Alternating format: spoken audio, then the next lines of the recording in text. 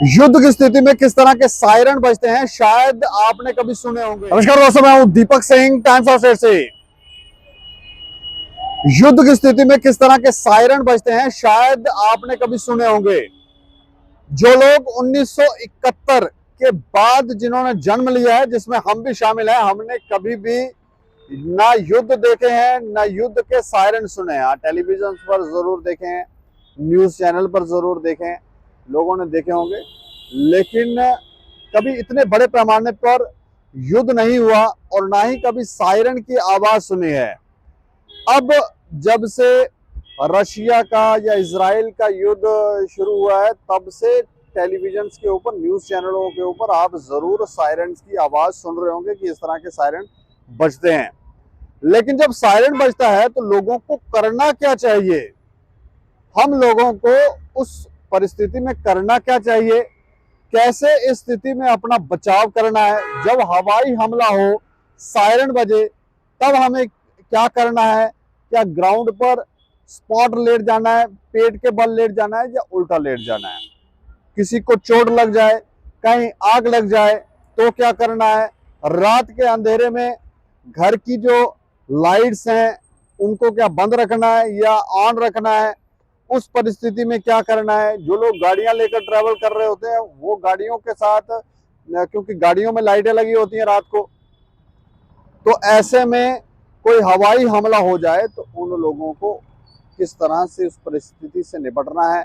क्या गाड़ियों की लाइटें बंद करके उनको चलना है या क्या करना है, या साइड पे लगाना है?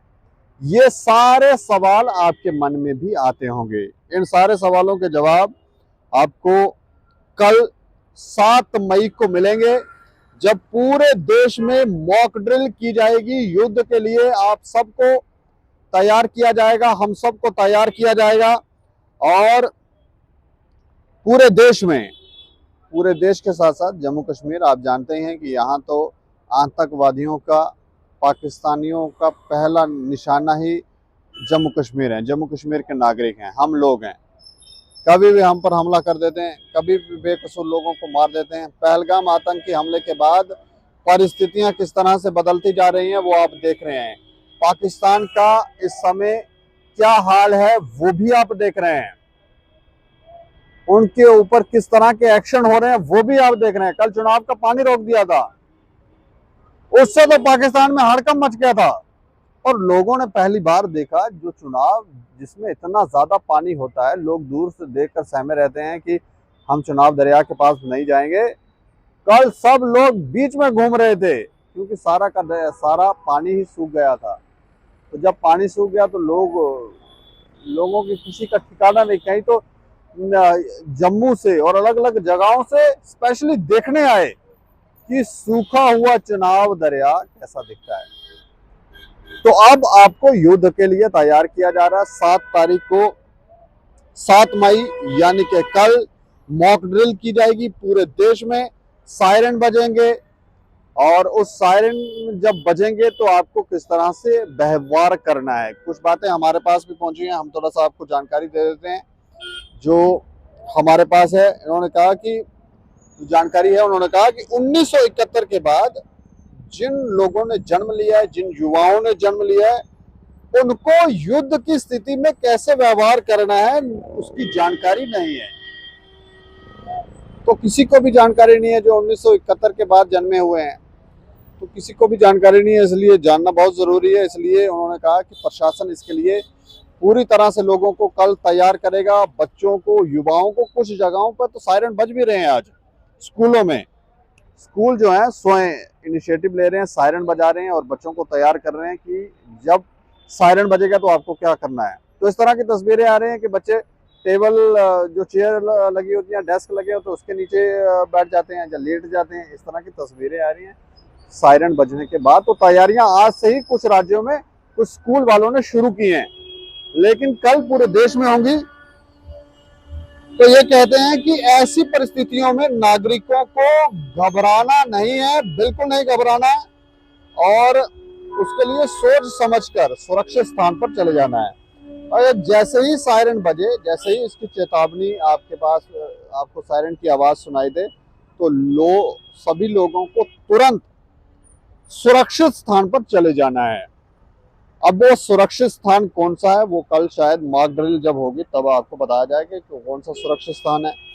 उन्होंने कहा कि यदि कोई सुरक्षित स्थान ना हो तो जमीन पर पेट के बल आप लेट जाएं और कोई हरकत ना करें, पेट के बल सीधा लेट जाएं। जब आप देखते हैं जब ट्रेनिंग होती है हमारे फौजी जवान ट्रेनिंग करते हुए वो भी पेट के बल लेट लेट के आगे चल रहे होते हैं, चलते भी हैं तो ऐसे बाजुओं से ऐसे क्रॉलिंग करके करते हुए जा रहे होते हैं। तो ये कहते हैं कि पेट के बल लेट जाना, हिलना नहीं है, पेट के बल लेट जाना, आपको कोई हरकत नहीं करनी है। दूसरा ये कहते हैं कि घबराना बिल्कुल नहीं है, आसपास के लोगों की मदद करनी है। बच्चों और बुजुर्गों के लिए खास ध्यान रखना है कि बच्चे बुजुर्ग कहीं हो तो उनको उनकी भी मदद करनी है। रात के लिए ये कहते हैं कि रात को घरों की लाइटें आपको बंद रखनी है, क्योंकि जब हवाई हमला होगा तो वो तो देखेंगे ना कहाँ लाइट है, तो उस स्पॉट पर वो पिन कर वहां पर फायरिंग करेंगे, गोलाबारी करेंगे। तो आपको लाइटें, ये कहते हैं कि लाइटें बंद रखनी है, जब सायरन बजेगा लाइट बंद कर देनी है। वाहनों की हेडलाइट्स को आधा काला कर देना है। जो लोग वाहन चलाते हैं, स्कूटी चला रहे हैं, बाइक चला रहे हैं, गाड़ियां चला रहे हैं, आगे जो लाइट है उसको आधा काला काला कर देना, काले रंग का को कागज लगा दो, कुछ लगा दो, उसको ढक देना है। और खिड़कियों और शीशे जो हैं उन पर भी आपको काले पर्दे लगा लेने हैं, कागज लगा लेने हैं, ताकि जब हवाई हमला हो तो उन्हें पता ना चले कि यहाँ पर कोई ऐसा एरिया है। पूरा का पूरा ऐसा लगना चाहिए कि पूरा एरिया जो है वो खाली है, ब्लैकआउट, कोई कुछ नहीं दिखना चाहिए। इसके अलावा ये भी जानकारी दे रहे हैं कि जम्मू, सांबा, पुंछ, राजौरी, बारामूला जैसे सीमावर्ती क्षेत्र में विशेष तैयारियां की जाएंगी। जम्मू में भी, सांबा में भी, पुंछ में भी, राजौरी में भी, बारामूला में, ये जो सीमावर्ती क्षेत्र हैं यहाँ पर विशेष तैयारियां की जाएंगी। और जम्मू शहर, श्रीनगर, उधमपुर में सिविल डिफेंस और एनडीआरएफ की टीमों द्वारा ये मॉक ड्रिल की जाएगी, उनको भी ट्रेन किया जाएगा, वो भी रहेंगे। और स्कूल कॉलेज में छात्रों को आपात स्थिति में कैसे व्यवहार करना है ये सिखाया जाएगा। ये मॉक ड्रिल में कल आपको सिखाया जाएगा। और जब युद्ध होगा तो ये सारी चीजें आपको दिमाग में रखनी है कि किस तरह से व्यवहार करना है।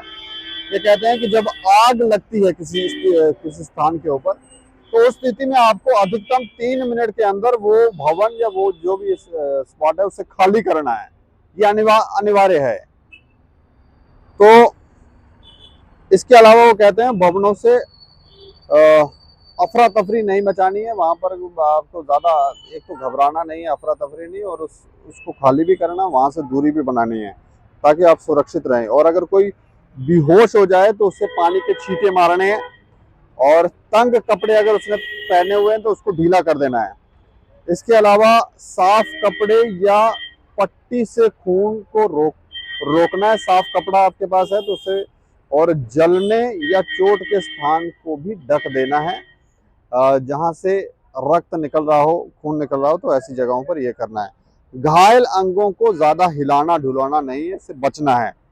और इसके अलावा ये कहते हैं कि सीपीआर एक तकनीक है जिससे दिल और सांस की गति जब बंद होने लगती है तो ऐसे में आपको चेस्ट पर, छाती पर दबाव डालना है और मुंह से आप सांस देने की प्रक्रिया करें ताकि वो शख्स जो है वो सुरक्षित हो जाए। तो मतलब आप समझें युद्ध की तैयारियां तेज हो गई हैं और आपको इसके लिए तैयार होना होगा और तैयार किया भी जा रहा है। ये कहते हैं कि दुर्घटना के बाद पहला जो 60 मिनट हैं उन्हें गोल्डन ओवर कहा जाता है। पहले 60 मिनट यानी कि 1 घंटे को गोल्डन ओवर कहा जाता है। इस दौरान उचित उपचार अगर किसी को मिल जाए जिसको चोट लगी है तो उसका जीवन बचाया जा सकता है। सरकार ने सभी नागरिकों से अपील की है कि मॉक ड्रिल को गंभीरता से लें, मजाक में ना लें, अफवाहों से दूर रहें और प्रशासन के निर्देशों का पालन करें।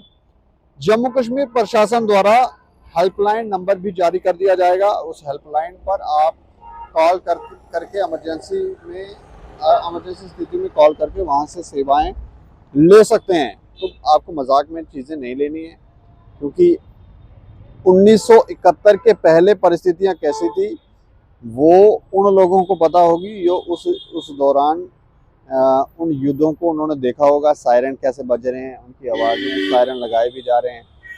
तो अब हम लोगों को इस बात की जानकारी नहीं है, जो 1971 के बाद पैदा हुए हैं उनको इस बात की जानकारी नहीं है कि युद्ध की परिस्थिति में करना क्या होता है। तो कुछ बातें हमने बता दी हैं, कुछ मॉक ड्रिल के दौरान बताई जाएंगी।